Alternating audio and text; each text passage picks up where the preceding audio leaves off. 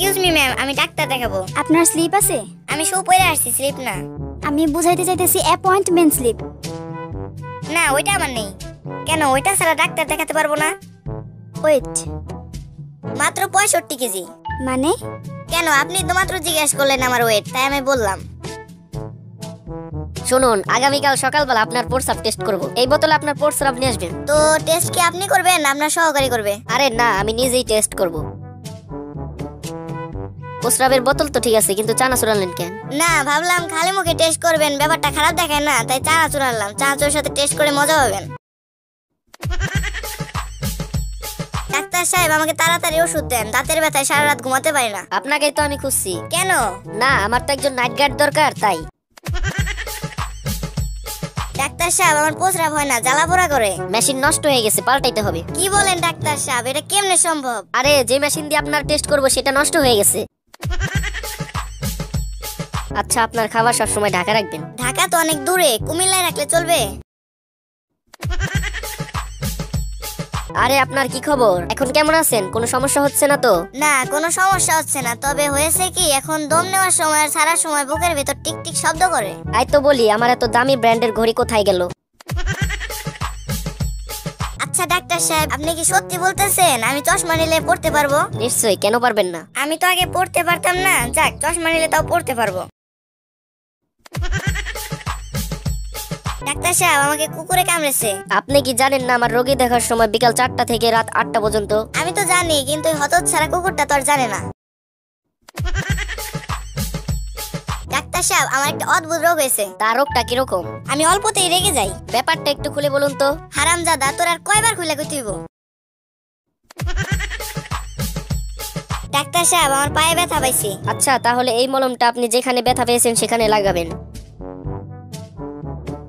ব্যথা তো যায় নাই। তা মলমটি আপনি কোথায় লাগিয়েছিলেন? খাটের কোনায়। মানে? কেন, আপনি তো বলেছেন যেখানে ব্যথা পেয়েছি সেখানে লাগাতে। মনে হয় ওষুধটাই কাজ করেছে। আজ আপনার কাশির আওয়াজটা বেশ ভালো ঠেকছে। ভালো তো হবে, কাল সারা রাত জেগে কাশির প্র্যাকটিস করেছি না। ডাক্তার সাহেব, আমাকে বাঁচান, আমি মনে হয় 10 মিনিটের মধ্যে মারা যাব। আচ্ছা, আপনি একটু অপেক্ষা করুন, আমি 20 মিনিটের মধ্যে ফিরে আসছি। ডাক্তার সাহেব, আমি আমার ওজন কমাতে চাই। তাহলে আপনি প্রতিদিন 5 কিলোমিটার করে দৌড়াবেন। ডাক্তার সাহেব, আমার ওজন তো অনেক কমছে, কিন্তু আমি বাড়ি যাব কেমনে? আমি প্রতিদিন 5 কিলোমিটার করে দৌড়াতে দৌড়াতে বাড়ি থেকে 1825 কিলোমিটার দূরে চলে আসছি। ডাক্তার সাহেব, আমার পেটে অনেক গ্যাস, কিন্তু ভালো দিকে যে আমার গ্যাসে কোনো গন্ধও নেই, শব্দও নেই। এখানে বসে আমি 15-20 বার গ্যাস ছেড়েছি, কিন্তু কেউ টেরই পায়নি। এই ওষুধটা খান, আর 1 সপ্তাহ পরে আসবেন। ডাক্তার সাহেব, এটা আমাকে কি ওষুধ দিলেন? আমার গ্যাসের শব্দ নেই, কিন্তু জঘন্য গন্ধ। আপনার নাক ঠিক হয়ে গেছে, এবার আপনার কানের চিকিৎসা করতে হবে। আই এম সরি, আপনার ছেলে মারা গেছে। আব্বু, আমি তো মরি নাই। চুপ বিয়াদব, তুই কি ডাক্তারের চেয়ে বেশি বুঝিস নাকি? ডাক্তার সাহেব, আমাকে বাঁচান, যখন আমি জেগে থাকি মনে হয় আমার পাশে জিরাফ বসে আছে। আবার কখনো কখনো শিম্পাঞ্জি খাওয়ার সময় ভাগ বসাতে চায়। তাছাড়া হাতি, গন্ডার, হরিণ তো আছেই। আমি এখন কি করব ডাক্তার সাহেব? আপনি মোটেই চিন্তা করবেন না, বাড়িতে একটা খাঁচা কিনে ঢুকে পড়ুন। ডাক্তার সাহেব, বেশি দিন বাঁচার উপায় কি? যান, গিয়ে বিয়ে করুন। কেন, বিয়ে করলে কি বেশি দিন বাঁচা যায়? তা যায় না, কিন্তু বিয়ে করলে বেশি দিন বাঁচার চেষ্টা করবেন না। আচ্ছা ডাক্তার সাহেব, দুনিয়াতে এত চিহ্ন থাকতে আপনার প্লাস কেন বেছে নিলেন? দেখুন, রোগী মোরগ বাবাসুক, ডাক্তারের পকেট তো সবসময় প্লাসই থাকে।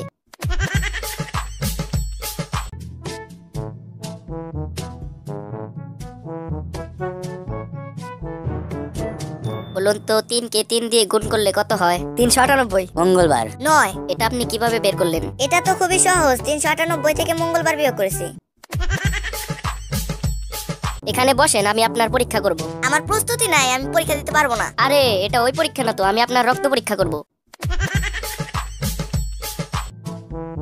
আমি আপনাকে কিছু ওষুধ লিখে দিতেছি, ওষুধগুলো আপনি প্রতিদিন 1 চামচ করে খাবেন। ডাক্তার সাহেব, খালি ওষুধ খাইলে চলবে না, চামচ খাইতে তো অনেক কষ্ট হইব। যান, এখান থেকে বের হন। এক্সকিউজ মি, ফিসটা দিয়ে যান। আমি কি পরীক্ষা দিছি নাকি যে ফিস দিব?